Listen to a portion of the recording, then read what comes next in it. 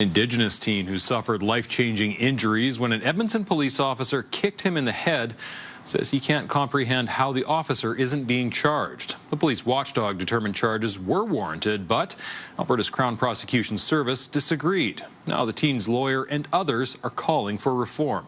Nicole Weisberg reports. Police are supposed to be society's protectors. For Pacey Dumas, their presence draws up fear. If I see a police vehicle, it gives me anxiety. Or if I just see an officer walking by, as what they did to me, of course I'm not going to trust them. Dumas suffered a life-threatening injury when an Edmonton police officer kicked him in the head. The officer and others were responding to a reported fight involving a knife in the West End.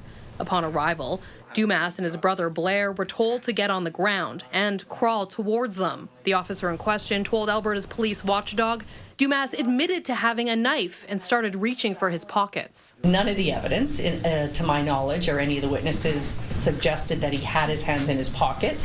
In fact, his hands were behind his back as he lay on the ground. The officer said he kicked Dumas because his hands were full, holding a gun.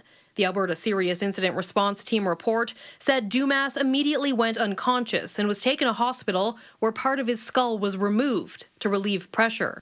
ACER said the officer showed a shocking lack of judgment and disregard for life, and charges may be warranted. Alberta's Crown Prosecution Service disagreed. This creates apprehension of police bias and cries out for explanation. The ACPS says its standard for prosecution is higher than that of police, and the courts have an even higher standard. Dumas's lawyer says greater explanation is needed.